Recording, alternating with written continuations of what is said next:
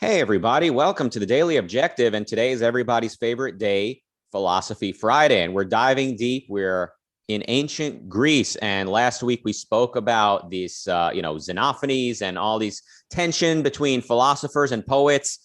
Winter is coming, as they say. And today we will be talking about Heraclitus, who, let's just say, Thales said everything is water. Well, Heraclitus said something very different. What he said, we're going to find out momentarily. Please leave a like, hit that join button, and super chat your questions or expressions of support as we dive deep. Please welcome philosopher and expert of some aspects of history of philosophy, Jason Rheins. Hi. Hey, so okay, first question. And this is something I've published on. So, about the pre-Platonic philosophers. So, yeah, this is in my wheelhouse. This is in your wheelhouse. So, first question: how do you pronounce the city from which Heraclitus hails? Ephesus. Ephesus. All right. So Heraclitus criticizes as an adjective, it's Ephesian. So if a school of thought sounds like it came from the culture in that city, you would say it's Ephesian. Is that what you mean? Yeah, or like the pseudo-Pauline. Is it pseudo-Pauline? Anyway, like the letter attributed to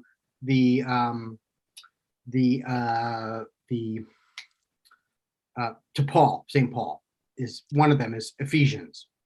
I see. Okay. All right. So I'm pretty sure it's the same Ephesus, but I might not be sure. In ancient times, one of the things that's notable about it is it was a place where an extraordinarily large temple to Artemis, I believe, was built. I see. And Heraclitus criticizes his home city of Ephesus. He thinks the majority of people there are bad. Yes. So what's his beef with them, if you had to summarize? Not totally clear. He seems to have come from an aristocratic family, a family with a considerable amount of hereditary power, perhaps. He talks about at one point that his city exiled a man whom he thought was far superior to everybody else.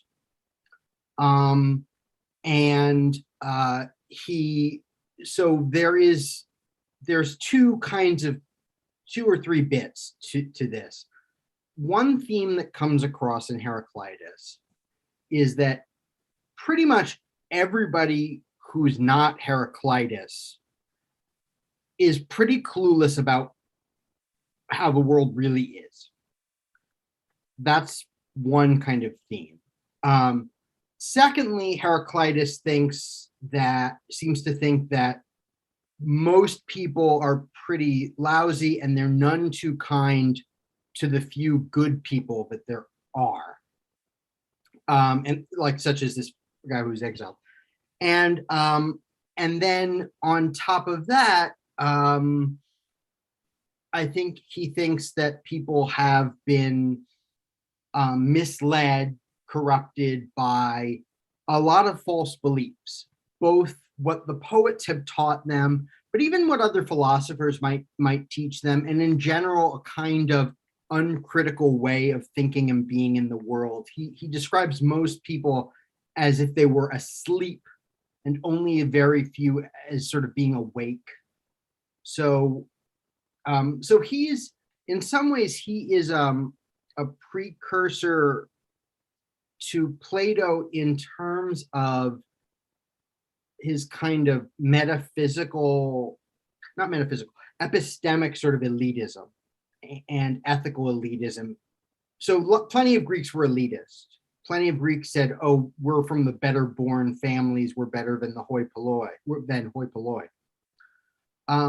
But the philosophical picture is sort of the many following the aristocratic roots, and most thinkers were from a privileged background. They continue to think the many aren't very good, but they change it. It's not that they're not, well born or something. It's that they don't know anything, and what they do think they know, they've been taught by poets who really don't know anything and say corrupting things, or those other philosophers who are just as bad. Mm-hmm. Yeah, so it sounds like Heraclitus was kind of making himself a victim a little bit, and like maybe this is common among like rationalistic philosophers who get carried away. They end up thinking, "Oh, I'm so special, no one understands me, and only a few of us get it, and everyone else is an idiot." And I don't know if I'm taking this too far, but it's just kind of when you said he's like the precursor to Plato, and of course Plato, believes in the philosopher kings and all of that. It does seem to be like kind of a pattern. When people misuse philosophy, they end up kind of feeling like they're the only one who knows anything. And maybe I would tell the audience, if you ever find yourself feeling that way, like you're so special and no one understands you, maybe reverse engineer that and see if maybe you've taken some leaps in philosophy that detached you from the actual observable facts. Do you think my little after school special here lecture is warranted, Jason, or am I completely off my rocker? It's certainly an occupational hazard of those who try to delve deeper into things that others take for granted and who try to have a kind of transformative view of the world, which often puts them at odds in some ways with other people who don't share the philosophy that they've invented or that they've reinvented or that they've signed on to. That the hazard being that they can become resentful, that they can fail to hold the context of those who don't have the insights or perspective that they do. This is not unique to philosophers. Anybody who has gained knowledge has to work to understand those who haven't yet, because it's not easy to return to their context. I mean, adults forget what it was like to be kids. Kids can't know what they're gonna be like when they're adults or how things are gonna seem when they're mature. But adults, it's often said, like, we forget what our youth was like. And one of the things we forget is we forget that it's easy to think we know everything when we don't, and it's easy to be swept away with our emotions and so on. So this is a part of a broader, I think, epistemic pitfall that we can all fall into of not holding context. Do I think this is true about Heraclitus? We have no way of knowing. What I mean is, or I should say, it's actually true, but Heraclitus was not understood in his time. I mean, the Greeks call him enigmatic, and enigma here at the time means like a riddle.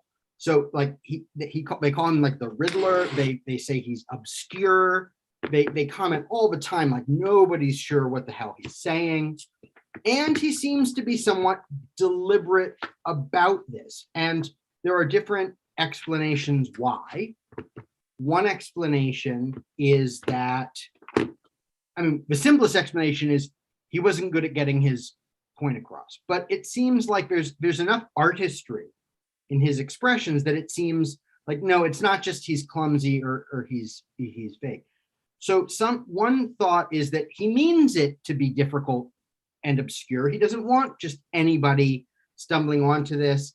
Either he thinks that the average Joe who gets a hold of it like isn't going to understand anyway, and this is a way of being a little more self-selective for who gets access. Or, and I tend to favor more of this explanation, many of his sayings are deliberately paradoxical. And they are deliberately paradoxical because he is trying to convey a counterintuitive thought. And the best way to really get at what he's trying to say is in a form of expression that actually illustrates. It doesn't just describe what he's trying to say, but it self-illustrates it. So we'll get to this because there's a sense in which his statements are sort of self-performative. That is, they say that the world is X and the statement itself is X.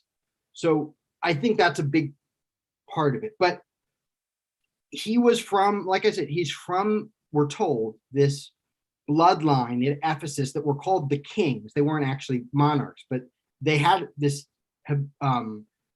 hereditary role. And according to a report, he he renounced this in favor of his brother, to give his brother the role. And there's another story, it may be apocryphal, but the Ephesians wanted him to help write laws for them, and he refused, saying that they weren't serious enough, that they were like playing with children. So elsewhere he talks about in some of his fragments the importance of defending the laws of a city. So it's hard to know if. So anyway, bottom line, to some extent he wanted to be obscure, or he chose to write in a way that he must have known was confusing and obscure, but I think because he knew what he was saying was challenging. And I kind of think the idea is something like, it's a confusing thought, and to get this confusing thought, I have to actually put it, if I state it in too clear a way, you won't get it, because it's not really, it's a confusing thing.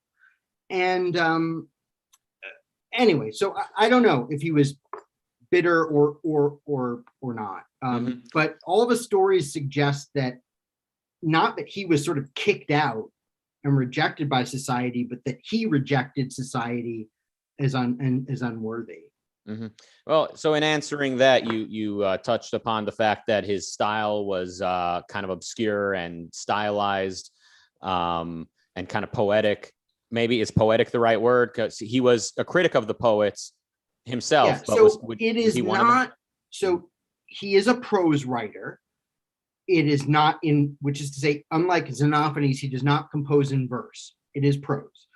However, it is highly stylized prose that does not sound like your typical, we think, Greek talking of the late 6th, early 5th century BCE. So if by poetic you mean like not like typical verse, not like typical prose, then yeah, it's not typical prose, but it's not verse, it is prose technically. What's the difference between verse and prose? So prose is understood in contrast to verse, and verse, unlike the rest of human language, is human language, the sequence of which has been arranged according to a language's prosody. A prosody is, in general, a prosody means the kind of system of sounds that a given language employs. So some use lots of glottal stops, and some use guttural ones, and some use liquids, and others don't, and so on. Some have lots of different vowels, some have only 2 or 3 or 4 or 5 vowels.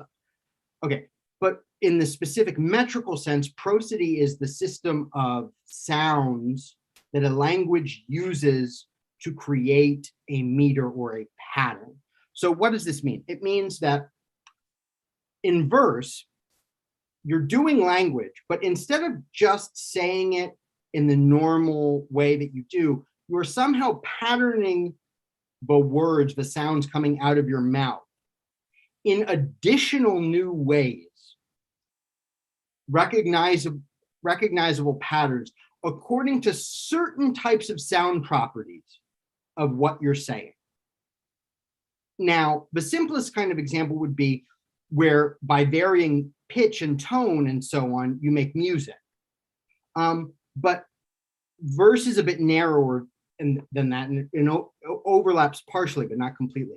So, for example, if you, in English, the distribution of stressed and unstressed syllables in a certain pattern creates a meter. So our words naturally have unstressed and stressed syllables in modern English. And by and large, our sentences tend in everyday English to fall into a pattern where we have unstressed followed by stressed syllables, roughly, but we don't actually stop and make our words go unstressed, stressed, unstressed, stressed. When a meter is when, or verse is when we stop and we go, okay, I'm actually going to only say the things I say henceforth will follow this and only, blah, blah, blah, right? So it follows a certain kind of pattern of unstressed and stress. I screwed it up a little bit. So anyway, Heraclitus writes prose, which is to say, so in Greek, Meter is constructed by an arrangement of long and short syllables. So don't worry about stressed and unstressed syllables. They do have different pitches, up and down and up and down and flat. But they do their meter by long and short syllables. So the ancient Greek ear and the ancient Roman ear was attuned to hearing the difference between and and hearing it as if they were different sounds. So not just one sound made longer or shorter, but those are two different sounds.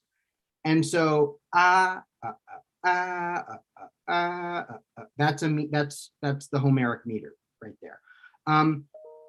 Now, Heraclitus doesn't do that. Heraclitus is just, the longs and shorts are the way that any other Greek thing would be.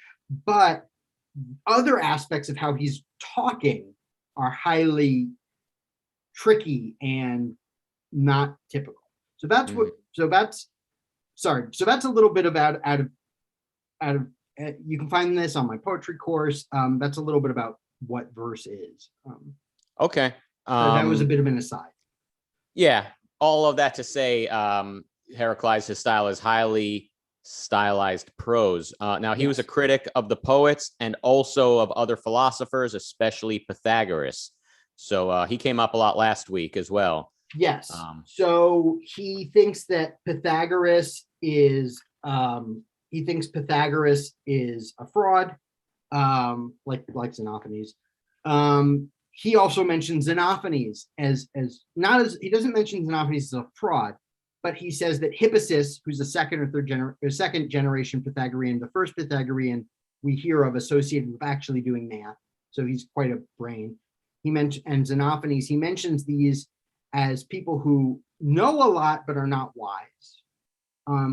Famously, Heraclitus says, much learning does not make wise, or else it would have made, and then he lists these guys, and they're not wise. And that word for much learning is polymathia, our word for polymathy. So they've learned a lot of stuff, they've heard a lot of stuff, but they don't really know stuff. And this is a recurrent theme in Heraclitus. He says, eyes make better witnesses than ears. And what the heck does that mean? That's highly obscure. Heraclitus is obscure. But what most of us think that means, myself included, is that it's better to see something for yourself than to hear about it. So hearsay or testimony is not as good a report as just what your own eyes tell you. And elsewhere, he seems to think like, but even people who see things don't necessarily get them, and they're like sleepwalkers. Like they see it, but it's dead to them. So there is this recurrent idea of Heraclitus that people hear stuff from other people and it doesn't teach them anything. And then even if they see stuff, they still don't get it. And it seems for Heraclitus that there is one big truth. So Isaiah Berlin famously in an essay on Tolstoy distinguishes between hedgehogs and foxes. And that distinction, hedgehogs and foxes, comes from a Greek poet, Archilochus, not too far removed in time from Heraclitus, a little earlier, who said, the fox knows many things, but the hedgehog one big thing. So the fox has lots of tricks. The hedgehog, it just rolls up into a spiky ball. It's a really good tactic, right? Heraclitus is your kind of prototypical hedgehog. He has many interesting things to say, but it all comes back to sort of one big idea or insight. And that idea or insight is that all is one, and that one is changing and in conflict with itself, but that the conflict does not divide it.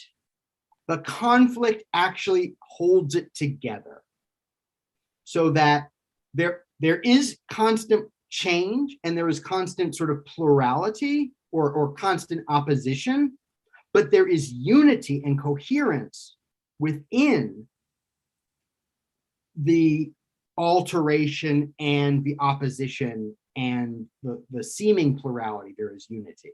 And is that so where sometimes he's called the thesis is the unity of opposites.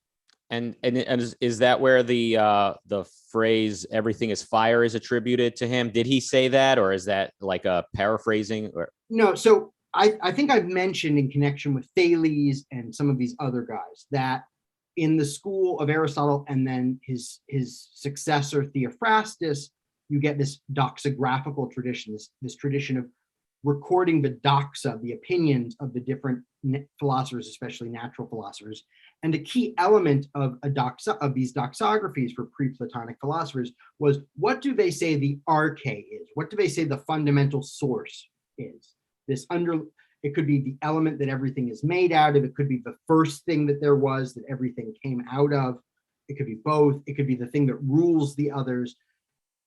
For Thales, they say it's water because he said that Earth floats upon water and maybe comes out of water, but that doesn't mean Thales thought everything was made of water.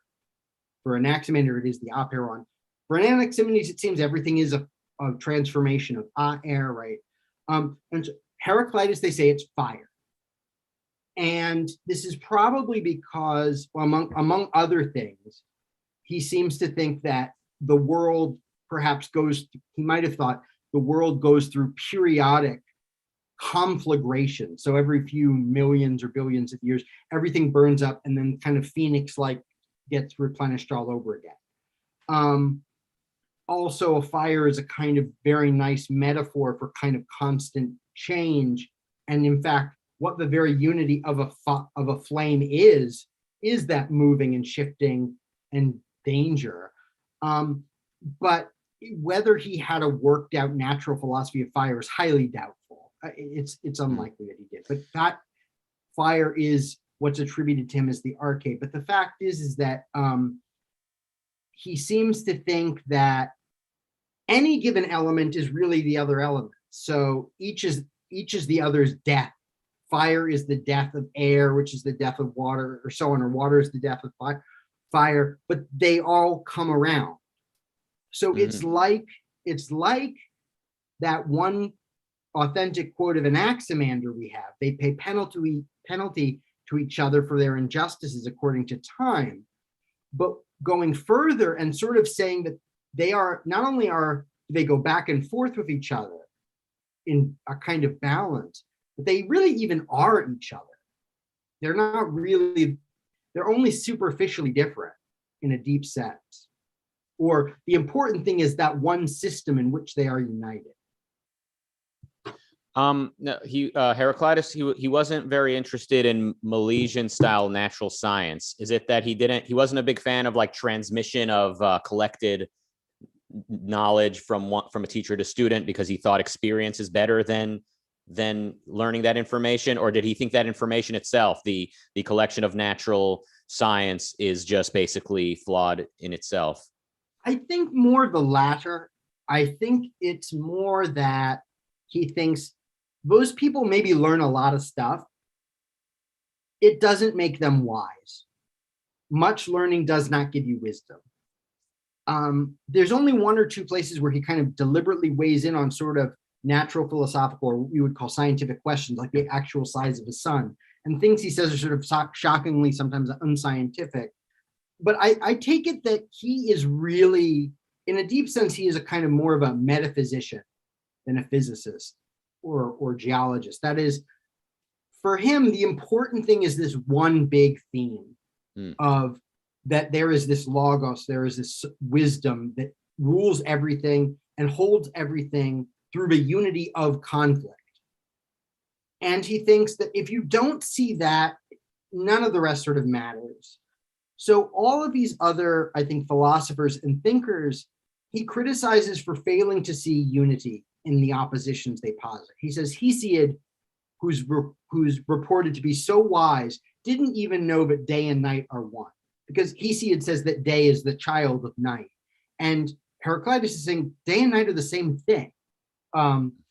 So that seems to be more along the lines of, I think he thinks with the big point is this big metaphysical insight.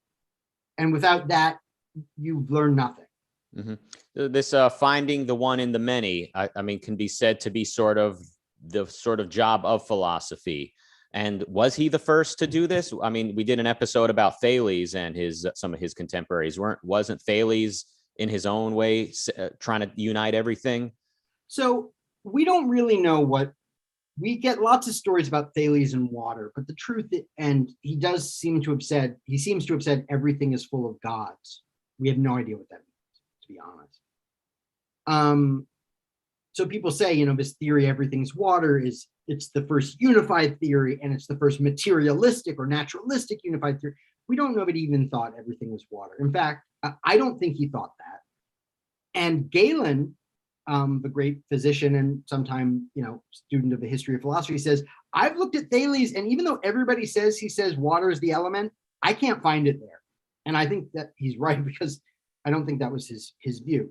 In Anaximander, you do seem to have this view that things started out as the unlimited, the aperon, and that light and dark stuff, ether and air, or misty, like bright air and mist, dark mist or cloud, come from it. Anaximander, and that they are locked together in these conflicting opposites are locked together in a system where they pay penalty to each other, where they balance each other out over time. In Anaximenes, and Anaximander seems to have introduced the concept of cosmos as a physical concept. So the word had already meant to make yourself beautiful, to put yourself together, to coordinate your outfit, so to speak. You got your hair and your earrings and your vests or whatever. But now he's using it as a word to describe the whole world integrated in something beautiful. Mm-hmm. So with Anaximander and then Anaximenes, who does seem to think everything is a transformation of mist or air, you do seem to have this view, all of this stuff is one. But even these, maybe Anaximander, not the Anaximenes thing, maybe Anaximander understanding these things as paying penalty to each other. But really, I think with Heraclitus, this becomes a recognizably metaphysical claim, where it's not just natural science. I mean, this is a real metaphysical claim that there is unity in change, that opposing things are really the same thing or held together, that all the world is sort of one. That's at a level of description that I think is where you can say, okay, this is starting to be metaphysics. They don't yet have an explicit concept of being. That'll be in the next generation in Parmenides. And then you can say we have ontology and we really have metaphysics now. But I think with Heraclitus, we're getting that like metaphysical perspective. Okay, so basically he thinks most people are ignorant, and the logos are like his sort of unifying concept. Would you say the logos is like a worldview? One, so I should add, they're ignorant. They're also fake. So either deliberately or just because they don't get what they're doing. So one of my favorite Heraclitus sayings is, many carry the thrisis, but few are Bacchans. So the thrisis, the lulav from Sukkot? Sure. Okay, so Jews know this, non-Jews, it's this big kind of frond-like plant thing that you shake. So worshippers of Dionysus would go in procession and they'd shake these, and it was called the thrisis. And the women, usually women, it wasn't exclusively women, revelers of Dionysus are called Bacchants. And the idea is many carry the thrisis, but few are Bacchants. So a lot of people say the words few are really devoted or few really get it. But he also thinks that Dionysus and like Hades, they're the same god or something like that, or Zeus and Hades. So he thinks that there's a lot of misapprehension about the gods and about these different things, but a lot of fakery. Okay, so you were asking, people don't apprehend this. The logos, is that his real thing? So the logos is a word that means word or statement. It can also be your thesis or your account. So the thing you say, what does Rucka say about hip hop? Like, that's your logos about hip hop. I have a different view about hip hop. I have a different logos, but it can also, so it's not usually a single word, but it is sort of speech. Only later in the late fourth, after Aristotle and early third century, does it come to mean reason more broadly. It's not the preferred term for reason for 2 centuries or 3 centuries of Greek philosophy. All right, that's one word he uses. He also calls it the sophos, the wise. He says the wise, like the wise thing, is one alone, willing and unwilling to be called Zeus. And he says it steers everything through the thunderbolt. This is another reason people maybe said that Heraclitus's arche was fire. So the Greeks think of lightning and thunder as fire. When you see depictions of it, it looks like a burning thing and a burning thing. And why wouldn't they think of it as fire? It sets things on fire when it hits. It sheds light like fire does. And until Benjamin Franklin, no one knew that it was an electrical phenomenon, like static electricity. Okay. So it steers all through the thunderbolt. So Zeus has the thunderbolt, but normally Zeus, uses the thunderbolt to smite things, and that's part of his power base, but it doesn't steer all things. The word here is Kubernetes, like a steersman at a ship. So he pilots everything. So there is this notion that there is a kind of single account or plan, you might say, that you could call Zeus if you wanted to. It's not like Zeus and Homer. So it's willing and unwilling to be called Zeus. You could call it Zeus. It's God. I mean, it's everything, but it's not, that guy who goes around sleeping with mortal women in the shape of a bull, or anything like that. So that is this thing, and this thing is therein constitutes or is present in all the seeming differences that there are. So Heraclitus says nature loves to hide, and he says, so he's using the term physis, where we get our word physics, already in the sense of like either collectively nature or a thing's real nature loves to hide. So it's not superficially obvious. And this becomes a big theme in the history of Western thought and science, that a thing's real nature may not be its most apparent quality. Exactly what Heraclitus means nature loves to hide is unclear. It could be a couple things. He also thinks that the stronger sort of harmony is the hidden, and harmony, it's only starting to mean a musical term. It originally means the fittings of joints, where they're joined together in carpentry.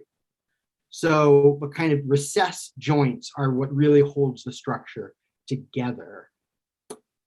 And he also thinks that what holds everything together is conflict. And he says, they're foolish who say, would that war would perish. Because people are like, if only we could have peace forever. And he goes, no, you fools. Like war or conflict actually holds things together. And one of his most famous analogies is the tension of a bow or of a lyre, like a small harp, where the bow is actually trying to pull itself straight. The tension is literally, or a harp is literally kind of tearing itself apart. But it's that very tension which makes it work together. So it's only the string pulling together and the wood pulling apart that actually makes the whole thing hold together as a bow that sort of shoots. And then he loves to point out contradictions, like the same word we have for bow is also, this word for another thing. He points out that water is life to fish, poison, seawater, poison to man. So this is another case of sort of opposites, but it's also in this case opposite perspectives. So one and the same thing can have opposite effects on different things as well. He saw language as a potentially corrupting thing in order for people to understand properly. Like he saw language as one of the reasons why people are ignorant or misinformed. Is that right? I think he thinks of it as misleading, or I think he thinks it's people get tripped up on it. You're right. People get tripped up on it. I wouldn't say he thinks it's corrupting. I don't know, but he thinks there's some alternative to it. But he certainly thinks that people are confused. He doesn't quite put it totally explicitly, or at least not in our surviving fragments, but he seems to be on towards this theme that a superficial kind of engagement with language confuses people conceptually in a crude way. So for example, he says the road up and down is one. In other words, like we say the road up to Athens, the road down from Athens. It's the same road. Linguistically, it's two things. The road from, the road to Athens. It's the same road. Mm-hmm. So two words, one thing. And so and this is one of these paradoxes he delights in, because if you look at the structure of his sentence there, it's very weird, but it's sort of deliberately set up so that same word for road is sort of doing double work for one and thing. So the word is one thing in the sentence as it's doing this. Similarly, he has sentences that have chiastic construction. So what is chiastic construction? Chi is the Greek letter that looks like our X, where our X. And so chiastic construction is like this, where A, B, B, A. So it's where you have, for example, ask not what your country can do for you, ask what you can do for your country. That is a Kennedian chiasm, chiastic construction. But Greeks loved this aesthetically in the 6th, 5th, 4th centuries. It sort of shows conflict, but unity in conflict. Heraclitus likes this sentence kind of structure, and he uses it when he says, water is the death of fire, and fire the death of air. So it's like A to B, B to C, or A, B, B to sort of something like A. And the very sentence is sort of saying you go from this to this and from this back again. And the sentence is doing that in terms of linguistic object one, linguistic object two, and then back to one again. So he recognizes language can trip you up, but he delights in using language atypically to illustrate his counterintuitive or non-superficial, non-obvious metaphysical perspective by having the language perform the metaphysical insight he is delivering. He will make the words return to the thing from which they came to be linguistically. He will have the same one serve in double roles in the sentence, the same object to two different verbs or something like that. And he sees the universe as uncreated and indestructible, with cycles of conflagration, if I'm pronouncing that. Conflagration? Conflagration, right. What is that? Well, conflagration, so there are different views about how does the universe come to be or not? Does it have a beginning or not? If it has a beginning, does it have an end? If it has a beginning and end, does it have innumerable beginnings and ends, or just one? Or is it no beginning, no end, it's eternal? And all these different Greek positions are sort of represented. If Heraclitus believes in a sort of conflagration where everything just sort of burns up every so many years, every so many billion years, he would, if that's his view, he would seem to be of the view that the cosmos, understood as our kind of, as we would call it, our solar system, does have a beginning and an end, but it gets replaced by the next one and the next one and the next one. So the cosmos has a beginning and an end, but the universe doesn't.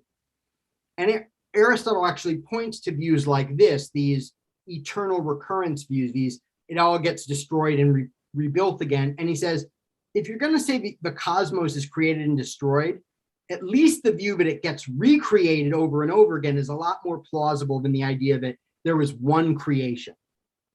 Because what Greeks from Parmenides on, after Heraclitus on, point out is like, if the world was uncreated, or it was, all in this base state, and it had been like that from time immemorial, why would it change? Why would it suddenly change? And if it could change, what's to prevent it from changing back? It doesn't really make sense to say before there was time for innumerable duration or something, all was chaos. And then suddenly it came into order. Why now? You go, well, that's when God decided to do it. Well, why didn't he decide to do it a week sooner or a week later? There were no weeks because there were no days. Yeah, okay, but why that moment and not the previous moment? What's the difference? And there's no answer to that. Okay, now he had an interesting view of the relationship between like ethical political concepts such as justice and law relating to like the natural world. So he thought we get a lot of our vocabulary for understanding the natural laws of nature from such ethical political concepts, and in turn we use our like understanding of nature in order to form a proper society. Am I summarizing it? Yeah, correct? so it's around the time of Heraclitus that the concept of physis, nature, really comes into its own as one of the central Greek philosophical concepts. And it seems by the time of Heraclitus, it already has quite a bit of a developed usage. And we don't really, I can't recall if it's much in Xenophanes, it might be. But it's in all likelihood, it probably starts getting used before Heraclitus in the 6th century, maybe even as far back as the Milesians. But by the end of the 5th, by the end of the 6th, beginning of the 5th century, it is all over Ionian thought. And once you have a concept of nature, once you have this concept that there is something inside of things like plants, and that's the word physis comes from the Greek word phuo, which means to grow like a plant grows, like phytology. And things have it in them, and it's this internal principle of how things grow and develop or move around. And it's not the same thing as a will. It's not the same thing as just wanting to do stuff. It seems to sort of happen on its own. It is autonomous, if you will. Once that becomes a concept, then the Greeks start looking at things like their own laws or conventions, nomoi. And in the 5th century, the physis nomos debate or distinction becomes a major issue. Now, it's not yet sort of there in Heraclitus that physis is against nomos, but he is seeing the kind of links and sort of saying that we align them. And it's true that much of our understanding of the order of the natural world starts with analogies to the order of the social world. Like we saw in that Anaximander fragment, they pay penalty to each other for their injustices. This is a way of talking about a natural cycle, but in terms of restitution and damages. So it's similar in Heraclitus. Heraclitus does say something very interesting, which is that to Zeus, all things are just, and similar things about like war.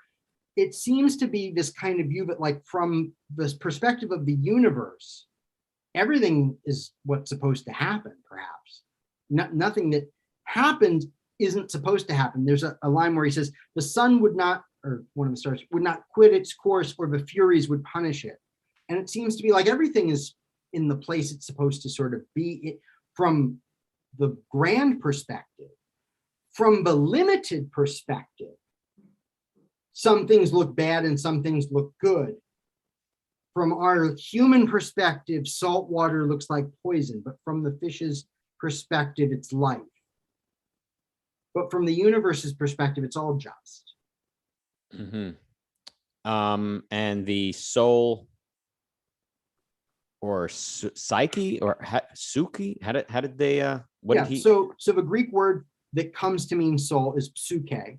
Mm-hmm. And in Homer, psyche is very limited in its usage. It means like the only thing that happens with psyche plural, in Homer is that you give them up, they leave your body when you die or get knocked out. So it's like giving up the ghost, we say in older English. And that's about it. and it's like the ghost of you in Hades as well. It is not what you think with. You think with your guts or your heart. It's not your inner monologue. It's not the organ of cognition. By the 5th century BCE, psyche and body are consistently kind of put at odds with each other. They belong to sort of each other. Most thinkers think psyche is some part of the body or some kind of body. Maybe it's fire, maybe it's our blood, but it is contrasted from the corpse, so to speak. And soul plus corpse equals alive. So the Greek word to be alive is empsukos, or the Latin equivalent is animated. So anima in Latin is like psyche in Greek. Animated is ensouled, empsukos, so a soul in you. It's not quite there yet in Heraclitus, or it's getting there, this notion of psyche. He mentions it a few times. He says, the dry soul sees better than the wet. We think he might be talking about being drunk or sober. It's not clear. One other thing he says. One of the things you'll sometimes see attributed to Heraclitus is character is destiny. Now, what he actually says is ethos is the daimon. Ethos is your character, your habitual sort of character. What is the daimon? The daimon, like in eudaimonia, but also like where we get our word demon, is usually like something in between gods and humans. Could be like the child of a god, something like that. Early Greek, it could even refer to a god, but it's sort of a generic spirit, maybe god, more than human. It seems that at this point in Heraclitus, the thought is a daimon is this idea of something like a guardian spirit or something that sort of determines your destiny. So you get, like, you'll be happy, eudaimonos, if you get a good daimon, and that means you get a good life. So like you've got a good angel on your shoulder, you've got like good luck because a daimon is looking out for you, or you have a bad one. And what Heraclitus seems to be saying here is your daimon, that spirit that determines your life outcome, is actually your character. We're almost out of time, but he believes in like reincarnation or being reborn, and he references it. So again, there's this notion of unity of opposites, and things come from their opposites.